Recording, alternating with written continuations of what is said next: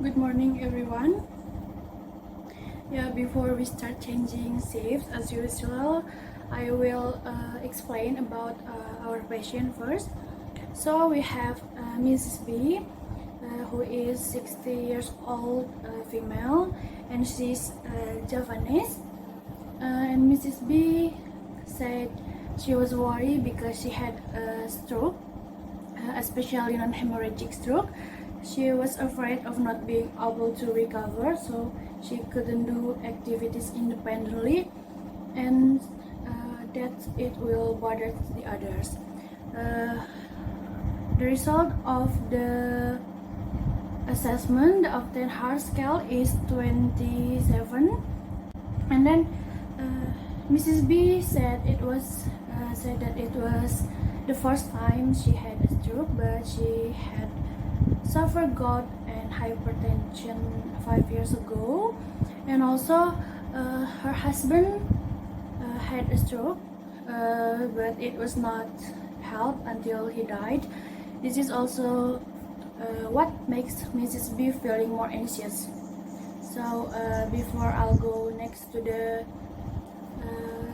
vital signs and physical examination, do you guys have any question about Mrs. B conditions?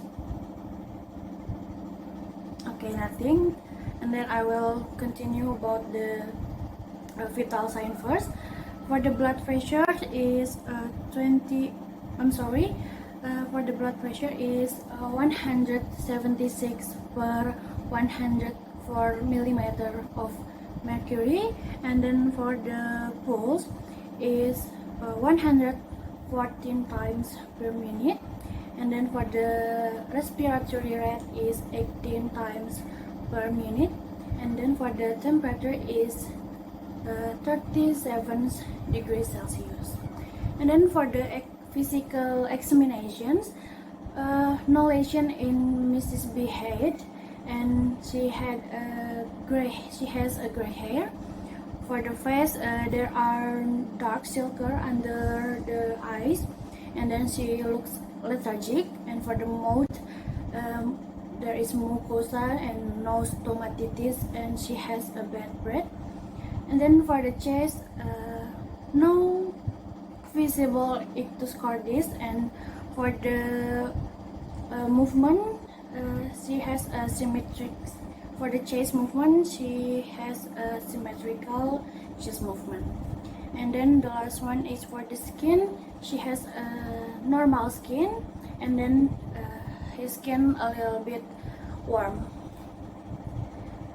And then for the nutrition patterns, Mrs. B still has an appetite, but there is still food left.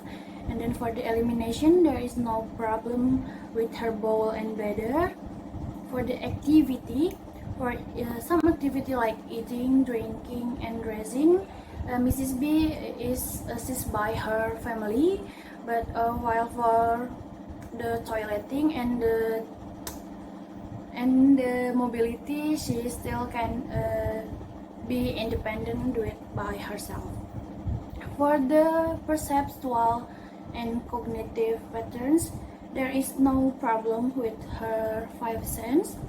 And then Mrs. B said it was difficult to sleep while in the hospital, and she had nightmares due to environmental factors and her body conditions.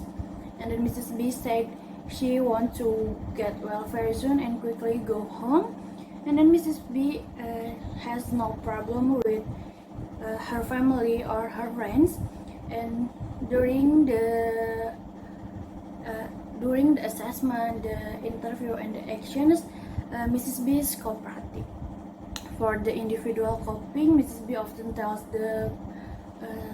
often share the problems with her children. So next I will explain about the result mental status examination for Mrs. B. Do you guys have any question about vital signs and the physical examination that I was tell you before? Nothing? Okay, I will continue about the mental status examination. For the for the appearance, Mrs. B is not neat and she speaks slowly and she looks a little bit worried, and during the interview Mrs. B does not make an eye contact, and then based on the analysis data that we have done, the main nursing problem of Mrs. B in anxiety with number D0080. Okay, next I will tell about the planning or the nursing interventions that we choose for the actions that we will do based on the NIC-NOC. And then for the NOC, we choose self-anxiety control with number 1402. And then there are 5 points for NOC. The first is reduce the causes of anxiety. And the second one is using relaxation technique to reduce anxiety. The third is reduce the cause of anxiety. And then for the fourth is maintain social relations, and the last one is control anxiety response. And then for the NIC, we choose guided imaginations with number 6000. And then the first thing we are going to do is a screening for the decreased present level in ability to concentrate or symptoms that may interfere with cognitive ability to create focus at the time of our action that we will do. And then for the second things that we are going to do is obtain information about the past coping experiences to determine if guided imaginations might be helpful. And then the third, we need to discuss the ability to create vivid mental imaginations and to feel as if they were real. And then for the fourth, determine the ability to perform guided imagination in the absence of a nurse. Okay.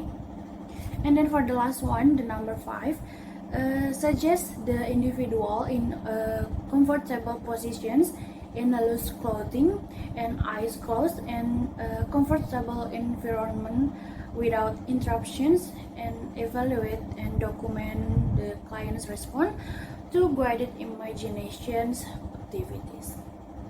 So that's all about information that I have to tell you from Mrs. B data.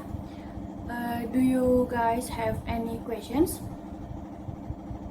Okay, the question is, can we use music reduce anxiety? Of course we can, but we have to go back to the patients. We still need to ask first to the patient if the patient likes music or not. If Mrs. B does not like music, but we still play it, even if the music is calming and relaxing, Mrs. B may feel worse because being disturbed. But if the patient likes music, we still have to ask the favorite genre of song that can help the client to feel calmer. How? Can you understand my answer? Okay. You're welcome. Do you guys still have any question about Mrs. B conditions?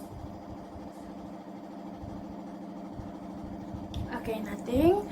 Well, then I'll have enough. Thank you to all of you. Please keep the spirit in helping the healing of the others. Sorry for any mistake. Stay focused and keep health and safety in serving patients. We will meet again tomorrow. See you.